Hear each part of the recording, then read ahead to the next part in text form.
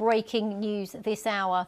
President Putin's announced an Easter truce in Ukraine. A statement from the Kremlin said all Russian forces would cease hostilities from 3 p.m. GMT today, that's 4 p.m. BST, and that the pause would last until the end of Sunday. Now, at the moment, we don't have a response from Ukraine. Well, joining me in the studio is our World Affairs correspondent, Joe Inwood. So, Joe, of course, all of this is coming to us at the moment. Only in the last hour or so, we saw Vladimir Putin deliver that statement on Russian TV.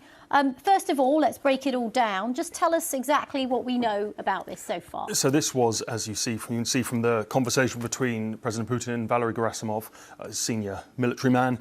They're having one of these rather stage-managed conversations in which President Putin essentially delivers a statement. And what we know is that they've said they've declared a unilateral ceasefire for, as you say, for the Easter period. This, according to the statements we've seen, is going to would start 6 o'clock local time and goes on until midnight tomorrow. So we're looking at whatever, that's a fairly reasonable amount of time. And what they've said is there will be no fighting from the Russians in that period. But crucially, they've said that they are going to stand ready to repel any attacks that come from the Ukrainian side. And I think the context to this that matters is that for the Russians, they will be quite keen to show, I think, that the Ukrainians are not acting in good faith, have not stuck to the ceasefire.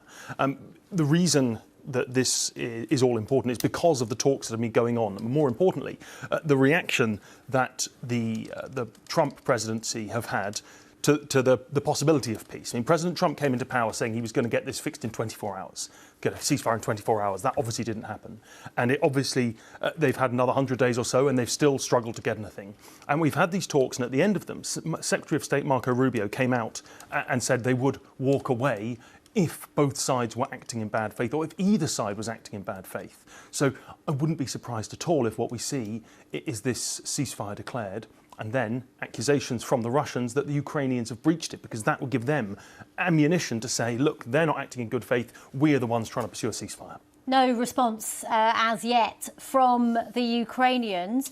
I thought it was interesting when I looked at this statement from Vladimir Putin, or some of the comments that he was delivering alongside his military chief, that he said, based on humanitarian considerations, the Russian side's announced an Easter truce. Yes, and I think that will be met with, should we say, some scepticism in Kyiv and in European capitals. I don't think many people could accuse the Russians of acting with humanitarian considerations in all of this. Of course, that has always been one of the reasons that Russia gave for starting this entire war was the humanitarian situation, specifically, they said, of Russian-speaking people in the Donbass, something which has never really been should we say, internationally agreed upon, that was their consideration. And I think few people will think now that they are acting for humanitarian reasons. Quite what they are thinking, we don't know, other than what they've said publicly. But yes, I think they'll be met with suspicion and, yes, disagreement in Kiev. A question many of our viewers might be asking is, why just an Easter truce? I mean, is this a PR stunt by the Kremlin? Could this lead to a longer truce in the long run? I mean, of course, this is all conjecture at the moment, but what's your analysis of that? There has been this talk of a ceasefire, and the Ukrainians came out straight away and said, yes, we will have an unconditional ceasefire. We will, we're happy stop the fighting. The key demand, of course, of President Trump, they say they want a ceasefire. But the Russians came out and said, if we're going to have any ceasefire, any longer-term ceasefire, we need to agree lots of other preconditions before. All of these various things that the Russians have always said, from their perspective, were the reason this entire situation has come about, whether that is that they always use the phrase denazification of Ukraine. What they actually mean is the removal of Volodymyr Zelensky. They don't like his democratically elected government. There's also all sorts of other preconditions that they have always put on. And they basically said that for any ceasefire to come in, those needed to be met first. Whereas, of course, the Ukrainian position is, no, let's have a ceasefire, let's have a truce, and then then we can start working out exactly how we make it something, a full peace deal. The Russians say as well that their concern is that the Ukrainians would use any sort of ceasefire to rearm, to bolster their forces. Again, something that the Ukrainians would say of the Russians as well. I think it's also worth pointing out that we did have a discussion around, or an agreement indeed, that there would be a truce looking at stopping the attacks on energy infrastructure, and almost straight away that was breached. We've seen explosions taking place inside Ukrainian territory, and the Ukrainians are accused of the same thing by Russia. So I think any kind of agreement, getting anything to stick, is going to be very, very difficult. I guess having something which is 36 hours has got more chance. But I also think it's going to be very interesting to see whether both sides accuse each other of violating it.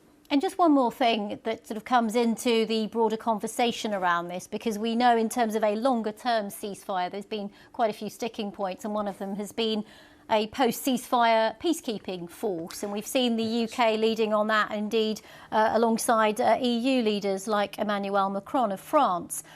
We haven't had any reaction yet from any European leaders to this announcement. It's just broken, of course, in the last hour. But what do you think the calculations might be now from European leaders? I mean, the Europeans will view this very, very sceptically. I mean, I think it's fair to say that there is not just lack of trust, there is no trust between the various sides in this conflict. And I think most people would say, other than possibly the top of the American administration now, all sides on the Ukraine side of the ledger say they don't trust the Russians to act in good faith at all.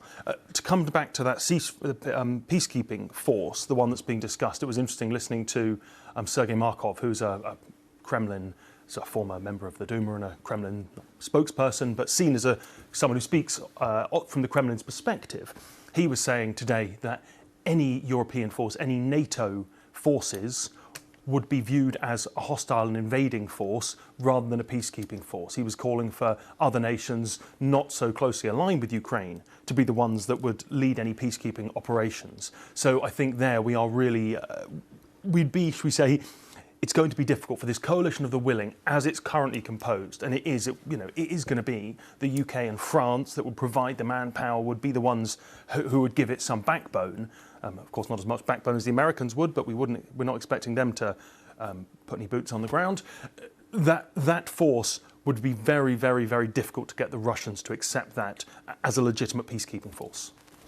Just to say, Vladimir Putin said that this latest truce, from Russia at least, will show, I quote, how sincere the Kyiv's regime's readiness, its desire and ability to observe agreements and participate in a process of peace talk. So, in a way, Vladimir Putin there saying, well, this is a test now, not on Russia, but on Kyiv. But it is interesting, as you touched on before, that there have been previous attempts around Easter when it comes to holding ceasefires, April 2022 and the Orthodox Christmas in January 2023, but they didn't come to fruition because both sides failed to agree. So is it possible that we could be talking in a couple of hours and saying, well, actually, this is only a one-sided ceasefire? Well, it's interesting that the point that Vladimir Putin makes there, in a way, backs up or agrees with the point I made at the start, that it is quite possible that the Russians will be using this. I mean, this is conjecture at this point, of course. This is only just spoken, but it's quite possible the Russians would use this as an opportunity to try and make the case, and there's the audience that they're making this case to is the White House, that the Ukrainians are not partners in peace, as they would put it. Of course, now the Ukrainians would completely dispute that, but they might use this by saying, we declare a unilateral ceasefire. It gives them an opportunity to accuse the Ukrainians of breaching something, whether or not they do. Because if they can make the case to the Americans that the Ukrainians have not gone along with this ceasefire, well, that makes it more likely that the Americans will say, a pox in all your houses, and walk away from this. And in a way, if that happened, if the Russians were able to get the Americans to pull out of any attempts at peace, well, that would be to Moscow's advantage and to Kiev's very significant disadvantage. OK, Joe Winwood.